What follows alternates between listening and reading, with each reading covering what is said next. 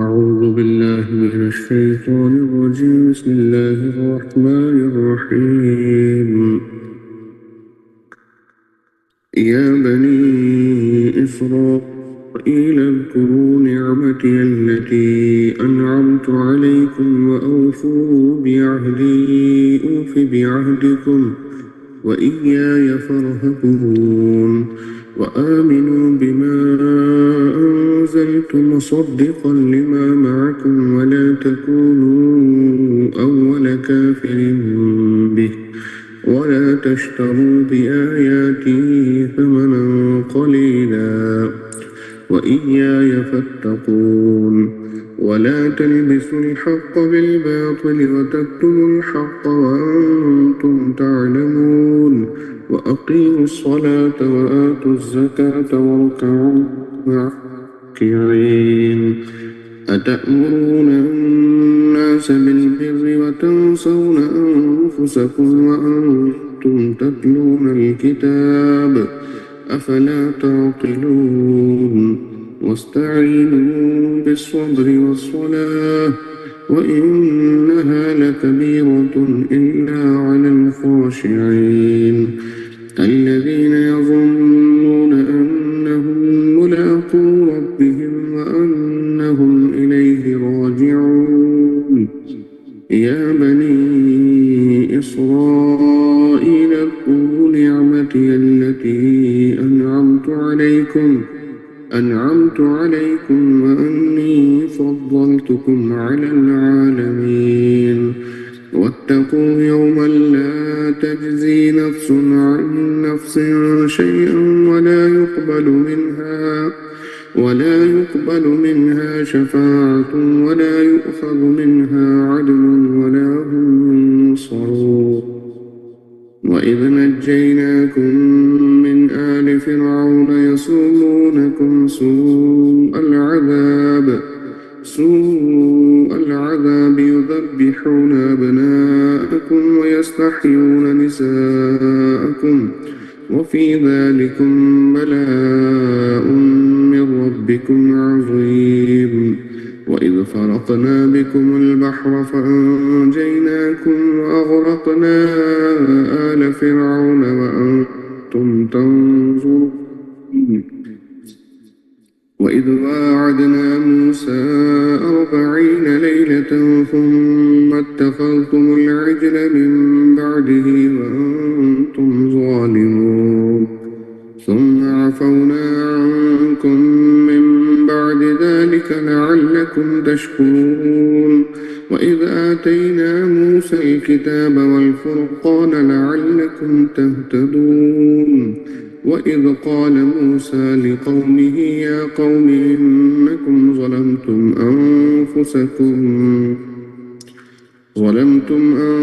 أنفسكم باتخاذكم العجل فتوبوا إلى بارئكم فاقتلوا أنفسكم ذلكم خير لكم عند بارئكم فتاب عليكم إنه هو التواب الرحيم.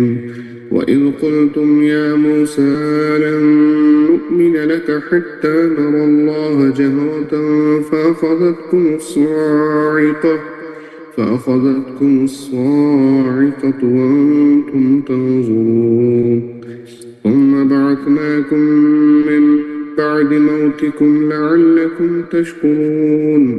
وظللنا عليكم الغمام وأنزلنا عليكم المن والسلوى كلوا من طيبات ما رزقناكم وما ظلمونا ولكن كانوا أنفسهم يظلمون. وإذ قلنا ادخلوا هذه القرية فكلوا منها حيث شئتم رغدا وادخلوا الباب سجدا وقولوا حطة نغفر لكم خطاياكم وسنزيد المحسنين. فبدل الذين ظلموا قولا غير الذي قيل لهم فأنزلنا على الذين ظلموا رجزا من السماء رجزا من السماء بما كانوا يفسقون صدق الله العظيم. ماشاءاللہ. اللہ جل جلالہ. السلام علیکم وسیم بھائی. وعلیکم السلام سر جی. جی شروع کیجیے. صلی اللہ علیہ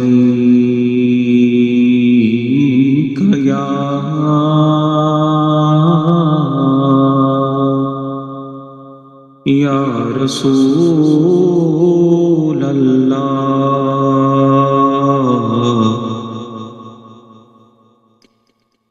وسلم علیک یا حبیب اللہ.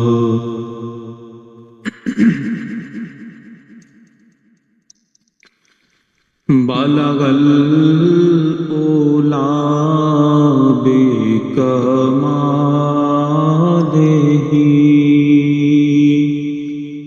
کشف الدجی بجمالہ حسنت جمیع خصالہ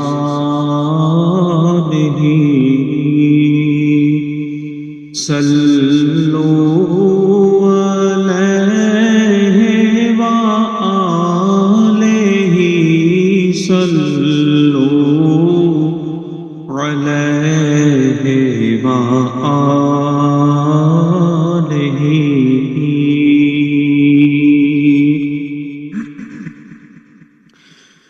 وہ خدا نہیں بخدا نہیں مگر وہ خدا سے جدا نہیں. وہ خدا نہیں بخدا مگر وہ خدا سے جدا نہیں. وہ ہے کیا مگر وہ کیا نہیں. یہ محب حبیب کی بات ہے. بلغ العلا بکمالہ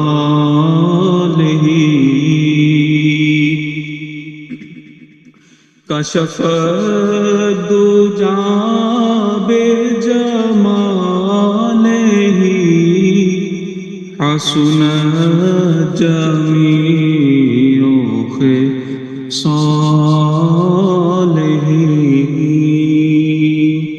صلوا علیہ وآلہ صلوا علیہ وآلہ.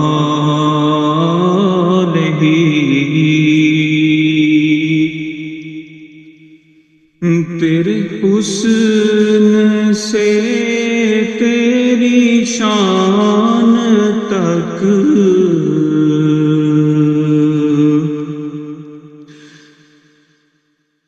تیرے حسن سے تیری شان تک ہے نگاہ و عقل کا فاصلہ. تیرے حسن سے تیری شان تک ہے نگاہ و عقل کا فاصلہ.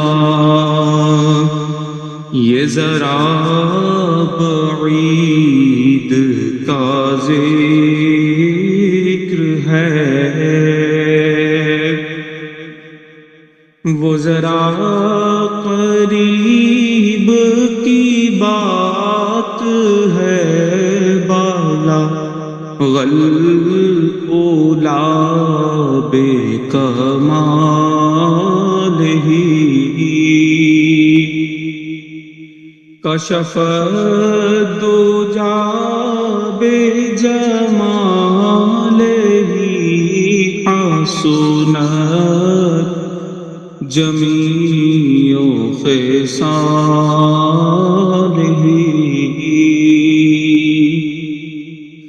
सल्लु अलैहि व आलिहि सल्लु अलैहि व आलिहि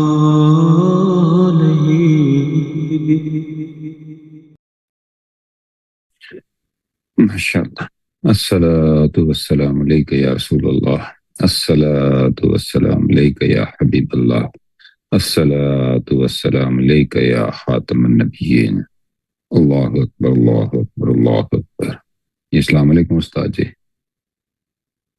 वालेकुम सलाम रहमतुल्लाहि व बरकातहू। जाहिर रखो वसीम भाई, मेरे से मेहमान आए हैं। जी जी, अल्लाहु अकबर, अल्लाहु अकबर। अस्सलाम वालेकुम mister सुबील।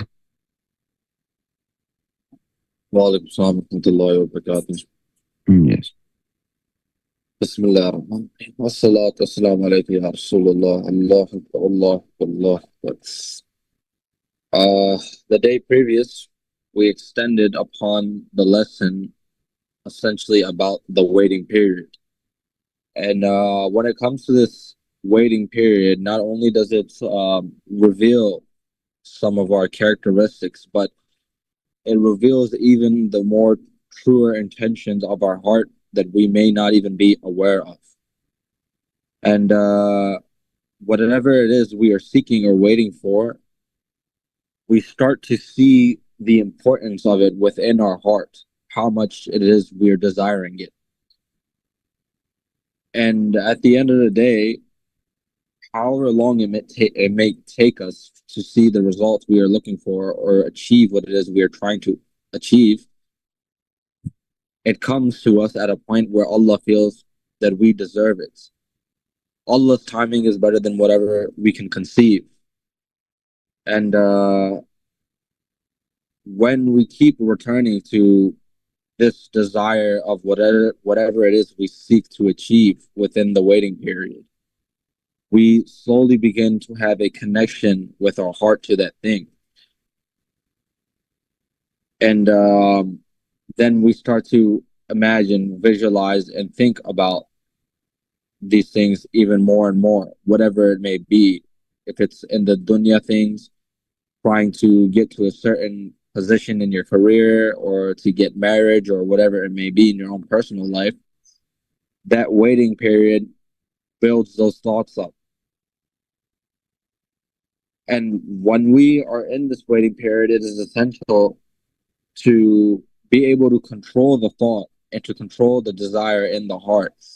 And whatever desire we are having, to take that and connect it to dua to establish that connection with Allah.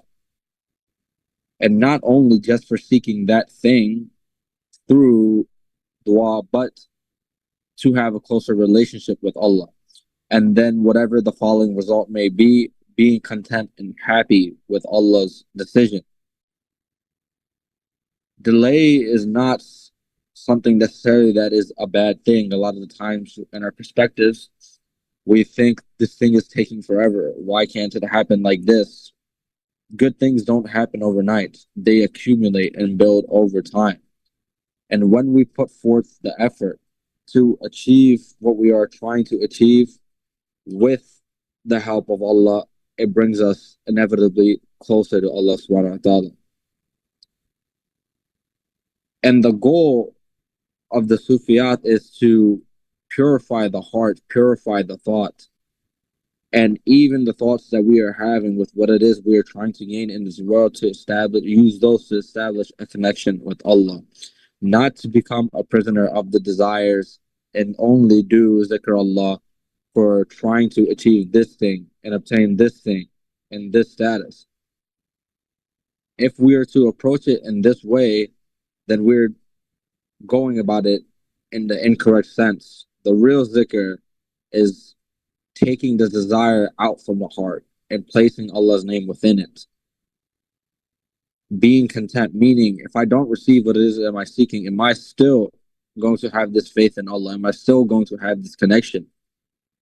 And with this, we must be patient and trusting in Allah that He knows better for us for whatever outcome may be. And I remember there was a period in my life as well where I can relate to this lesson, where I was speaking to Ustad Wasim, and I was a little bit afraid to take the next step in my life because I did not know what was to come. And at this point in my life, I was frustrated with my career, and things were taking so long. And it was after a 3-year period of working hard as possible to achieve this one thing, and it wasn't happening. But shukr, alhamdulillah, Shaykh Wasim told me to wait, be patient, and keep striving towards and not to give up. And in that moment, if I did not have these lessons and these good words, it is possible that I might not have continued to pursue what it is I'm pursuing. But Allah made a way and made a direction for me. And may Allah make it easy for us all through these waiting periods to stay and have faith and to have the true zikr in connection with Allah. Jazakallah khair. MashaAllah. أعوذ بالله من الشيطان الرجيم. بسم الله الرحمن الرحيم. الحمد لله رب العالمين الرحمن الرحيم مالك يوم الدين. إياك نعبد وإياك نستعين. اهدنا الصراط المستقيم صراط الذين أنعمت عليهم غير المغضوب عليهم ولا الضالين. آمين. اللهم صل على محمد وعلى آل محمد كما صليت على إبراهيم وعلى آل إبراهيم إنك حميد مجيد. اللهم بارك على محمد وعلى آل محمد كما باركت على إبراهيم وعلى آل إبراهيم إنك حميد مجيد. اللہ اللہ اللہ تیرا شکر تیرا شکر تیرا شکر، تیرے پاک ناموں کا شکر، تیرے کعبے کا شکر، تیرے پیارے محبوب حضرت محمد صلی اللہ علیہ وآلہ وسلم کا شکر، تیرا شکر تو نے ہمیں مسلمان پیدا فرمایا، ایمان عطا فرمایا، خوبصورت زندگی عطا فرمائی، رشتے عطا فرمائے. یا اللہ تیرا شکر، خوبصورت صحبت عطا فرمائی، ذکر والے لوگ عطا فرمائے. یا اللہ تیرا شکر تیرا شکر تیرا شکر. یا اللہ تو ہمیں ایسا بولنا اور ایسا سننا نصیب فرما جس میں تیری رضا شامل ہو، حضور صلی اللہ علیہ وآلہ وسلم کی اطاعت شامل ہو، محبت شامل ہو، عشق شامل ہو، اور یا اللہ اس پہ عمل کرنا ہمارے لیے آسان فرما دے. اللہ اکبر اللہ اکبر اللہ اکبر. انسان جب غور کرتا ہے، کائنات پہ غور کرتا ہے، اپنی زندگی پہ غور کرتا ہے، اسلام پہ غور کرتا ہے، مسلمان ہونے پہ غور کرتا ہے، کلمے پہ غور کرتا ہے، لا الہ الا اللہ محمد رسول اللہ صلی اللہ علیہ وآلہ وسلم، تو اصل میں تو اس کو اسی کلمے کی بیس پہ زندگی گزارنی ہوتی ہے.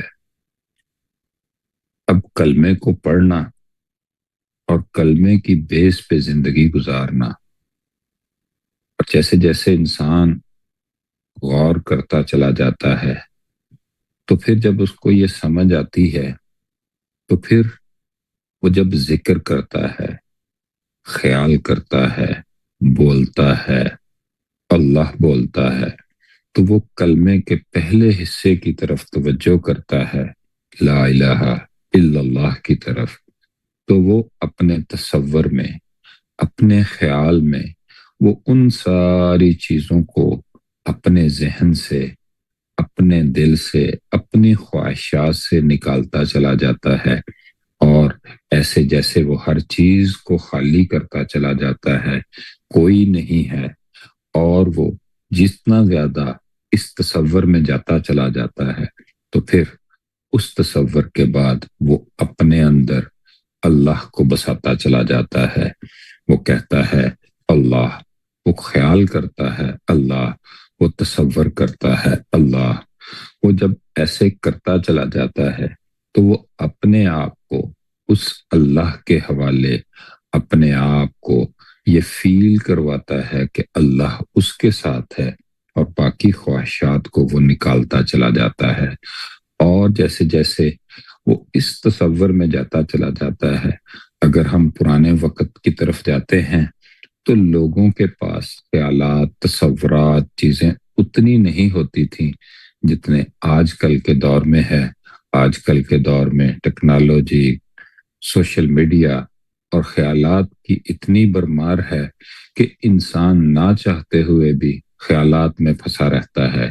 تو اپنے آپ کو، اس اندر کی دنیا کو، اس کے اندر اللہ بسانے سے پہلے انسان کو اپنے ان خیالات سے جان چھڑانی پڑتی ہے. اس کو اس طرح اپنے اندر کی سلیٹ کو صاف کرنا ہوتا ہے. تو کلمہ ہمیں بتاتا ہے لا الہ الا اللہ، کہ ہر چیز کو پہلے کلین کرتا ہے، پھر اپنے اندر اللہ کو بساتا ہے. اور پھر جیسے جیسے اس کو یہ تصور، یہ خیال، کوئی ایک خیال ملنا شروع ہوتا ہے، پھر اس کو یہ سمجھ آتی ہے کہ اس کو بسانے کے لیے بھی اس کو کسی ایک خیال کو اپنے اندر رکھنا ہوگا، جو خیال اس خیال کے ساتھ جڑے گا. تو پھر اولیاء اللہ میں بہت سارے ایسے سلسلے ہیں جس میں تصور شیخ کو ساتھ لے کے چلنا پڑتا ہے. آپ اس کے ساتھ اپنی موجودگی، ایک ایسا رستہ، ایک ایسی رہبری کے ساتھ اپنے اندر کی دنیا کی طرف سفر کرتے ہیں، اور آپ کو لا الہ الا اللہ کی سمجھ آنا شروع ہو جاتی ہے.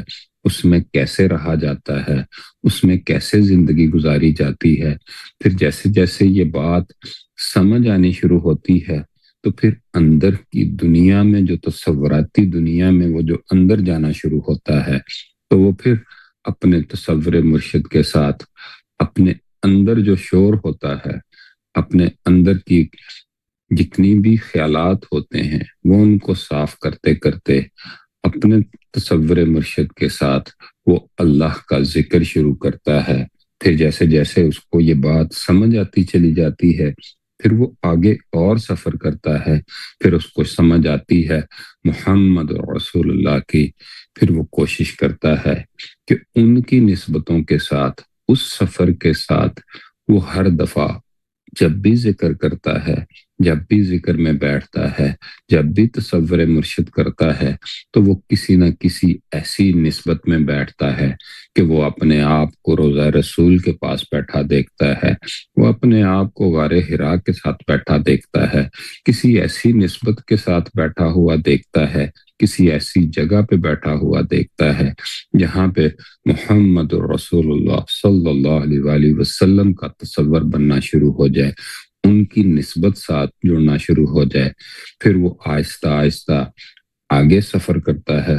اس سفر میں بھی جیسے کوئی بھی کام ہو تو اس کے کرنے کے لیے بعض دفعہ سیم ہی کام ہوتے ہیں. انسان جم میں جاتا ہے، وہاں پہ ہزاروں مشینیں ہوتی ہیں، لیکن اس نے تو ایکسرسائز کرنی ہوتی ہے. جسم بھی ایک ہی ہوتا ہے، لیکن بہت ساری مشینوں میں وہ اسی جسم کے مختلف چیزوں میں سے، مختلف پروسیس میں سے، مختلف مسلز کے چیزوں میں سے گزرتا ہے. تو پھر یہ جو روحانی سفر ہوتا ہے، اس میں بھی آپ کو کوئی رہبر چاہیے ہوتا ہے جو سیم ہی جسم کی طرح، سیم ہی روح کی طرح، سیم ہی چیزیں کر رہا ہوتا ہے، لیکن بظاہر وہ سیم لگتی ہیں لیکن ہوتی سیم نہیں ہے. یہ خیالوں کا سفر، یہ احساس کا سفر، یہ کیفیت کا سفر، ہر کیفیت میں کس انداز میں کیا آپ کے ساتھ ہو رہا ہے، آپ کی اندر کی دنیا کے سفر میں کیا کیا کیفیت ہو رہی ہے. جب آپ کلمے میں زندگی گزارنا شروع کرتے ہیں، پھر آپ اپنے اندر ہر وقت اللہ کا ذکر کرتے چلے جاتے ہیں. پھر وقت آتا ہے آپ کے دل کی دھڑکنیں اللہ اللہ اللہ اللہ کہتی چلی جاتی ہیں. پھر آپ اس احساس کے ساتھ زندگی گزارتے چلے جاتے ہیں، پھر اور آگے سفر بڑھتا چلا جاتا ہے۔ پھر اس سفر میں اگر آپ کے پاس رہبر نہ ہو تو پھر ایسے ہی ہوتا ہے جیسے ایک بندہ ایکسرسائز تو کر رہا ہے تو وہ ساری عمر ٹریننگ کے بغیر ایکسرسائز کرتا رہتا ہے، تو وہ وارم اپ تو رہتا ہے لیکن وہ کسی بھی اسپیشلائز ایکسرسائز سے وہ رزلٹ نہیں لے سکتا۔ ایسے ہی جب ہم روحانی سفر میں بھی ہوتے ہیں تو ہمیں جب ذکر اللہ سکھایا جاتا ہے، کروایا جاتا ہے، اسی طرح اس کے بھی ہر سٹیپ میں کیفیت کے ذریعے، حالات کے ذریعے، ماحول کے ذریعے، فیلنگ کے ذریعے آپ کی ٹریننگ ہو رہی ہوتی ہے، اور ٹریننگ دینے والا اگر آپ کی زندگی کے ساتھ ہو تو پھر یہ ذکر، پھر یہ کلمے کے اندر زندگی گزارنا، یہ بڑا کمال ہوتا چلا جاتا ہے۔ اللہ تعالی ہمیں صحیح دین کی سمجھ عطا فرمائے۔ اللہ اکبر، اللہ اکبر، اللہ اکبر۔ جی عادل بھائی۔ ماشاء اللہ، سبحان سبحان سبحان سبحان الحمد للہ، الصلاۃ والسلام علیک یا رسول اللہ وعلی آلک واصحابک یا حبیب۔ پیاری بات آپ نے ارشاد فرمائی، اور یہی حقیقت ہے کہ جب بندہ لا الہ الا اللہ کا ذکر کرے اور ساتھ میں تصور مرشد کو بھی جاری کرے، اس کا سب سے بڑا فائدہ یہ ہوگا کہ دوران ذکر وہ شیطانی خیالات، نفسانی خیالات سے پاک رہے گا، اور اس کے ذکر کا یہ سفر کامیابی کے ساتھ آگے بڑھتا چلا جائے گا، کیونکہ مرشد کا تصور یہ پروٹیکشن ہے، ایک طرح سے حفاظت ہے، ایک طرح سے حصار ہے نفس و شیطان کے خلاف۔ اور چونکہ مقصود اللہ کا ذکر ہے، اللہ کو پانا ہے، اللہ کی یاد ہے، تو تصور مرشد یہ اس یاد کو پختہ کرنے اور اللہ کی طرف توجہ بڑھانے اور اللہ کے قرب میں جانے کے لیے ایک بہت زبردست مددگار اور ذریعہ ہے۔ لہذا ہمیں اس تصور کے ساتھ ذکر میں یکسوئی حاصل ہوتی ہے، اس تصور کے ساتھ، مرشد کے تصور کے ساتھ ذکر کی جو اگلی منزلیں ہیں، جو اگلے راستے ہیں، وہ بندے کے بڑی سپیڈ کے ساتھ طے ہوتے چلے جاتے ہیں، اور انسان تصور مرشد کے ساتھ محفوظ بھی رہتا ہے، اور ساتھ ہی ساتھ اس کی دل کی کیفیات اور خیالات بھی پاکیزہ ہوتے چلے جاتے ہیں۔ اللہ پاک ہمیں مزید دین کی سمجھ عطا فرمائے۔ الحمدللہ رب العالمین، والصلاة والسلام علی سید الانبیاء والمرسلین وعلی آلہ واصحابہ اجمعین۔ آمین۔ اللهم ربنا لا تؤاخذنا إن نسينا واخطأنا، ربنا ولا تحمل علينا إصرا كما حملته على الذين من قبلنا، ربنا ولا تحملنا ما لا طاقة لنا به، واعف عنا واغفر لنا وارحمنا أنت مولانا فانصرنا على القوم الكافرين، فانصرنا على القوم الحاسدين، فانصرنا على القوم المنافقين، فانصرنا على القوم الظالمين۔ اللهم ربنا تقبل منا إنك أنت السميع العليم، وتب علينا إنك أنت التواب الرحيم۔ اللهم ربنا هب لنا من أزواجنا وذرياتنا قرة أعين واجعلنا للمتقين إماما۔ اللهم اكفني بحلالك عن حرامك وأغنني بفضلك عمن سواك، اللهم اكفني بحلالك عن حرامك وأغنني بفضلك عمن سواك، اللهم اكفني بحلالك عن حرامك وأغنني بفضلك عمن سواك۔ آمین۔ وصلى الله على محمد وعلى آله وأصحابه أجمعين برحمتك يا أرحم الراحمين، لا إله إلا الله محمد رسول الله صلى الله عليه وسلم۔